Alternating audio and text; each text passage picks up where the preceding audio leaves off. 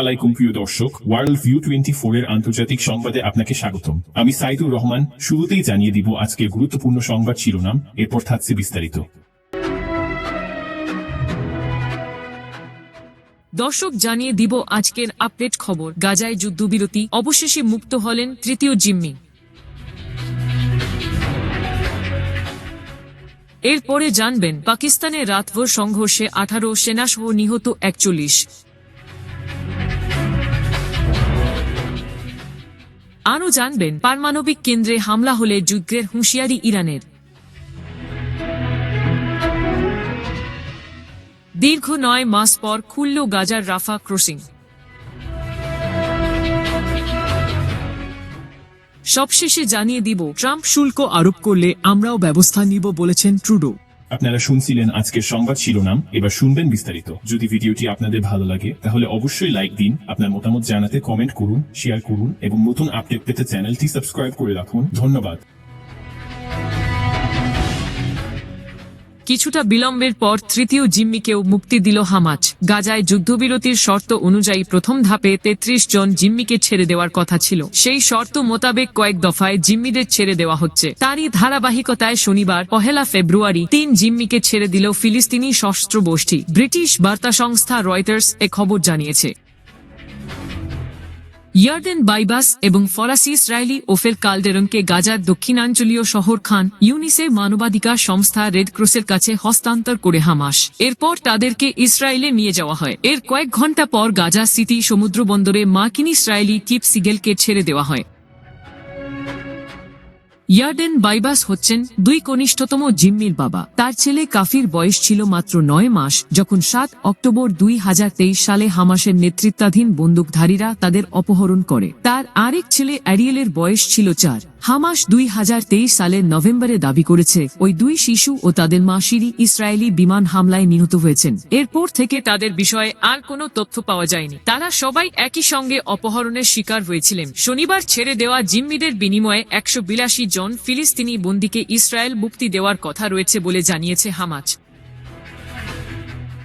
2023 সালের 7 অক্টোবর ইসরায়েলে অনুপ্রবেশ করে হামাস হামলা চালায়। ওই হামলায় 1200 জন নিহত ও অন্তত 250 জনকে জিম্মি করে গাজায় ধরে নিয়ে যাওয়া হয় বলে দাবি করে আসছে ইসরায়েল। হামলার জবাবে গাজায় সামরিক অভিযান শুরু করে তেল আবিব। প্রায় 15 মাসের আগ্রাসনে 47,000-এর বেশি ফিলিস্তিনি নিহত হয়েছেন বলে গাজার স্বাস্থ্য মন্ত্রণালয়ের বরাতে জানা গেছে। ফেব্রুয়ারির 4 তারিখ যুদ্ধবিরতির দ্বিতীয় ধাপ কার্যকর হওয়ার কথা। এই ধাপে অবশিষ্ট সমস্ত জিম্মির মুক্তির বিনিময়ে ইসরায়েলি কারাগারে থাকা আরও ফিলিস্তিনিদের ছেড়ে দেওয়া হবে। পাশাপাশি ইসরায়েলি সেনা সম্পূর্ণভাবে প্রত্যাহার করে টেকসই শান্তি নিশ্চিত করার জন্য প্রয়োজনীয় পদক্ষেপ নেওয়া হবে। তৃতীয় ও চূড়ান্ত ধাপে গাজার পুনর্গঠনে দীর্ঘমেয়াদী পরিকল্পনা নেওয়া হবে।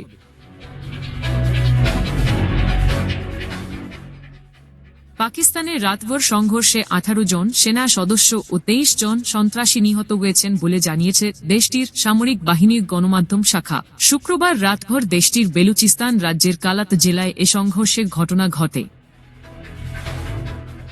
পাকিস্তানের গণমাধ্যম ডনের প্রতিবেদন অনুযায়ী দেশটির আন্তঃবাহিনী জনসংযোগ পরিদপ্তর এসপর শনিবার এক বিবৃতিতে জানিয়েছে, শুক্রবার দিবাগত রাতে বেলুচিস্তানের কালাত জেলার মাঙ্গোচের এলাকায় সশস্ত্র সন্ত্রাসীরা রাস্তায় ব্যারিকেড দেওয়ার চেষ্টা করে। এ সময় সেনা সদস্যদের একটি দল তাদের বাধা দেয়। এতে ওই সংঘর্ষের ঘটনা ঘটে।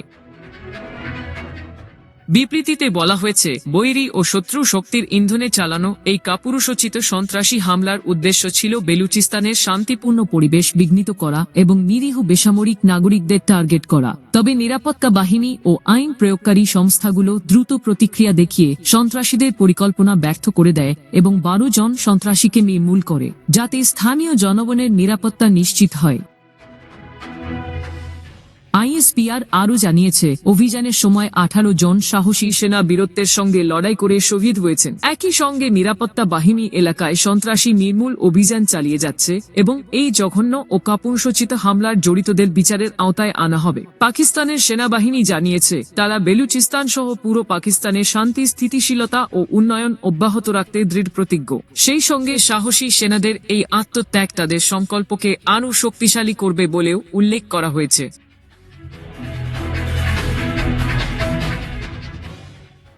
ইরানের পারমাণবিক কেন্দ্রে ইসরায়েল বা যুক্তরাষ্ট্রের যে কোনো ধরনের হামলা হলে আঞ্চলিকভাবে সর্বাত্মক যুদ্ধ বেঁধে যেতে পারে বলে হুঁশিয়ার করেছেন সে দেশের পররাষ্ট্রমন্ত্রী আব্বাস আরাগচি। আল জাজিরাকে দেওয়া সাক্ষাৎকারে এই হুঁশিয়ারি দেন তিনি।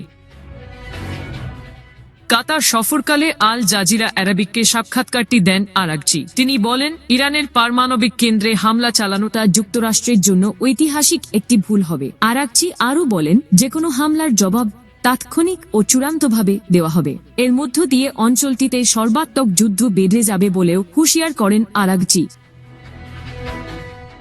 দ্বিতীয় মেয়াদে মার্কিন প্রেসিডেন্ট হিসেবে দায়িত্ব নেওয়া ডোনাল্ড ট্রাম্প ইসরায়েলি প্রধানমন্ত্রী বেনিয়ামিন নেতানিয়াহুকে ইরানের পারমাণবিক কেন্দ্রে হামলা চালানোর জন্য শক্তি যোগাতে পারেন বলে আশঙ্কা করছে ইরান। এর মধ্যেই আঞ্চলিক গুরুত্বপূর্ণ বিষয়গুলো নিয়ে আলোচনা করতে কাতারের প্রধানমন্ত্রী ও পররাষ্ট্রমন্ত্রী শেখ মোহাম্মদ বিন আব্দুর রহমান বিন জসিম আল থানির সঙ্গে দোহায় বৈঠক করেন আরাগচি। গতকাল শুক্রবার সম্প্রচারিত এক সাক্ষাৎকারে আরাগচি বলেন, গাজায় যুদ্ধবিরতিতে পৌঁছাতে কাতারের মধ্যস্থতাকে আমরা অত্যন্ত সাধুবাদ জানাই। আশা করি অন্য সব সমস্যার সমাধান হয়ে যাবে। কাতারে অবস্থানকালে হামাসের কর্মকর্তাদের সঙ্গে বৈঠক করেন তিনি। বলেন, গাজায় ইসরায়েলের বিধ্বংসী যুদ্ধের পরও ফিলিস্তিনিরা গাজায় বিজয় অর্জন করেছে।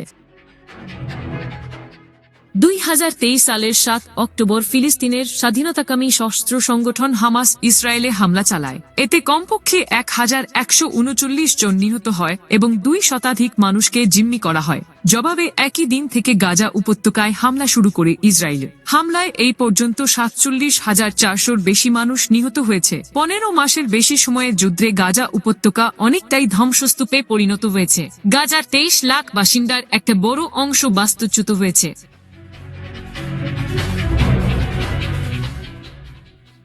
দীর্ঘ 9 মাস পর অবশেষে ফিলিস্তিনের রাফাহ সীমান্ত খুলে দেওয়া হয়েছে। শনিবার 1 ফেব্রুয়ারি গাজার স্বাস্থ্য মন্ত্রণালয় জানিয়েছে 50 জন গুরুতর অসুস্থ ও আহত ফিলিস্তিনি রোগী মিশরে চিকিৎসার জন্য রাফাহ সীমান্ত পার হয়েছেন।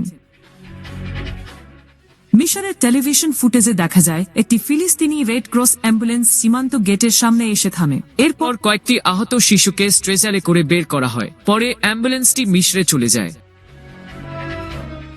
রাফাহ ক্রসিং পুনরায় খুলে দেওয়াকে ইসরায়েল ও হামাসের মধ্যে সাম্প্রতিক যুদ্ধবিরতিকে আরও শক্তিশালী করেছে। গাজায় আটক শেষ জীবিত নারী বন্দীদের মুক্ত করার পর ইসরায়েল এই ক্রসিং খুলে দিতে রাজি হয়। এই পদক্ষেপ ফিলিস্তিনি বেসামরিক নাগরিকদের জন্য মানবিক সহায়তার পথ প্রশস্ত করেছে। এই উন্নতি গাজায় চলমান সংকটের মধ্যে একটি আশার আলো হিসেবে দেখা হচ্ছে। আন্তর্জাতিক সম্প্রদায় এই অগ্রগতিকে স্বাগত জানিয়েছে ও সংঘাতের দীর্ঘস্থায়ী সমাধানের দিকে আরও এগিয়ে যাওয়ার আহ্বান জানিয়েছে।